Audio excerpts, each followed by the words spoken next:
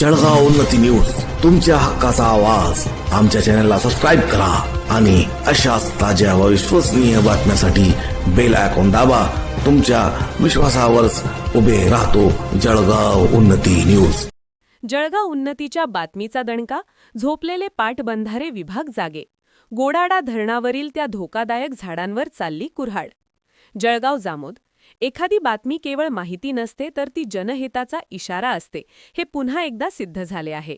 22 जुलै 2023 रोजी झालेल्या अतिवृष्टीने गोडाडा धरणाची शिरकस्त भिंत कमकुवत झाली होती. त्यावेळी धरणाच्या भिंतीवर वाढलेली महाकाय झाडे भविष्यात मोठ्या संकटाला निमंत्रण देऊ शकतात, असा स्पष्ट इशारा जळगाव उन्नतीने प्रसिद्ध केलेल्या बातमीतून दिला होता. अखेर या इशाऱ्याची दखल घेत पाटबंधारे विभागाने कुंभकर्णी झोपेतून जागे होत धरणावरील झाडे काढण्याच्या कामाला युद्धपातळीवर सुरुवात केली आहे.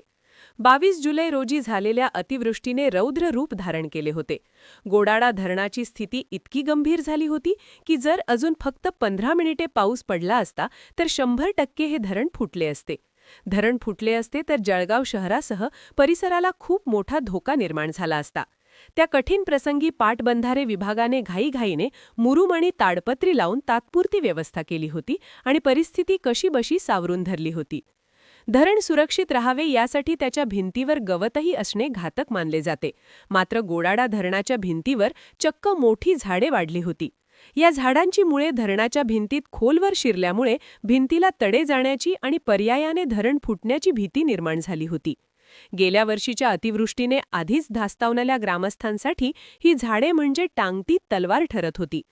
जळगाव उन्नतीने या गंभीर विषयावर सलग पाठपुरावा करून प्रशासनाचे वाभाडे काढले होते. जर ही झाडे काढली नाहीत तर भिंतीला तडे जातील आणि जीवितहानी होईल, असा थेट सवाल उपस्थित करण्यात आला होता. या बातमीचा असा काही जोर बसला की पाटबंधारे विभागाने तातडीने कंत्राटदार आणि मजूर लावून धरणावरील झाडे मुळासकट उपटण्यास सुरुवात केली आहे. सध्या धरणाची भिंत स्वच्छ केली जात आहे आणि एक प्रकारे धरणाचे टक्कल करण्याची मोहीमच हाती घेण्यात आली आहे. ग्रामस्थांनी मानले जळगाव उन्नतीचे आभार. धरणाच्या भिंतीवरील ती धोकादायक झाडे जमीनदोस्त होताना पाहून परिसरातील शेतकऱ्यांनी आणि ग्रामस्थांनी सुटकेचा निश्वास सोडला आहे. प्रशासन ऐकत नव्हते, पण बातमी प्रसिद्ध झाली आणि हालचाली सुरू झाल्या, अशी भावना नागरिक व्यक्त करत आहेत. थोडक्यात पण महत्वाचे, धरणाची भिंत आता मोकळा श्वास घेत आहे. मात्र केवळ झाडे काढून चालणार नाही, तर अतिवृष्टीमुळे झालेल्या इतर जखमांचीही डागडुजी पाटबंधारे विभागाने पावसाळ्यापूर्वी पूर्ण करणे गरजेचे आहे, जेणेकरून पुन्हा 22 जुलैसारखी भीतीदायक परिस्थिती ओढवणार नाही.